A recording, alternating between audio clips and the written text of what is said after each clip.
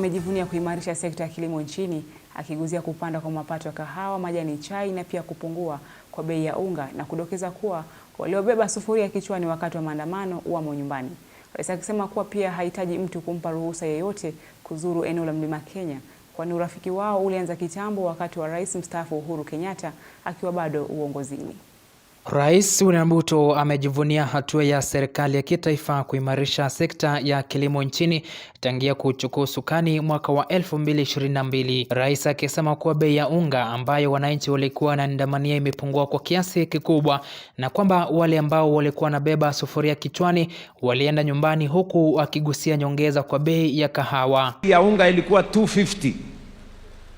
Ndio hiyo sasa iko 150, 140, 110. Saa zingine inakuja hata mpaka 100. Wale watu walikuwa wananihangaisha hapa kwa barabara na masufuria walienda nyumbani.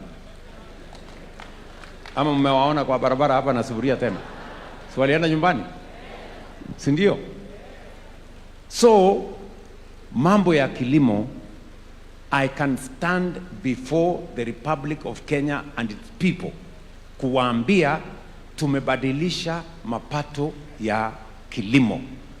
Bei ya kahawa ilikuwa 50-60 shillings 2022. Nyinyi ni mashahidi. Leo bei ya kahawa ni pesa ngapi? 150, 140, hata kuna mahali ingine 160. Katika hotuba yake, rais amesema ni vyema kupuuza viongozi wanaoeneza uvumi kwamba bei ya mchele itaongezwa, huku pia akisema urafiki wake na wakazi mlimani ulianza kitambo na hahitaji yeyote kumpa ruhusa. Mimi si mtu mgeni kwenu. Mimi ni mgeni kweli? Si nimekuja Kirinyaga mara nyingi? Na urafiki hatukuanza last week ama last year. Urafiki tumetoana mbali. Si ni kweli? Mimi nimekuja Kirinyaga tukajenga kanisa pamoja. Mimi nimekuja Kirinyaga tukajenga shule pamoja. Nimekuja Kirinyaga mambo ya barabara. Nimekuja Kirinyaga mambo ya stima. Nimekuja Kirinyaga mambo ya kilimo. Ni kweli ama si kweli? Mimi si mtu ya kuja kuwa introduced Kirinyaga ati huyu ni mtu fulani. Nyinyi mnanijua ama namna gani? Na urafiki tumeanza mbali. Viongozi wanaomuunga mkono akiwemo naibu rais wakisema kuwa upinzani hauna nguvu yeyote ile ya kushindana na Rais Ruto, na wala hakuna rais wa Kenya aliyehudumu kwa muhula mmoja. Nimeona tumekuwa na viongozi hapo mbeleni, viongozi mashuhuri, na hakuna kiongozi ambaye alikuja kuturingia ile maringo tunaona saa hii. Si tulikuwa na Jomo Kenyatta na Uhuru wa Kenyatta.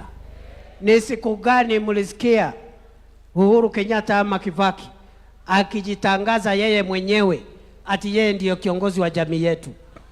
Sisi wenyewe ndio tulimtangaza, sisi ndio tulimtambua. Hata hao wenyewe wanajua hawawezi toa William Samoei Ruto. Hata hao wenyewe wanajua. Hata hao wenyewe wanajua kama Kibaki alikuwa na shida na hakuweza, waliweza. Alafu pia Uhuru mpaka tukarudia uchaguzi hawakuweza kumtoa. Sasa mkiangalia nchi yote ya Kenya, mumeona William Samoei Ruto ndio mtu mtatoa na one term. Fredrick Kwambua, Undugu TV.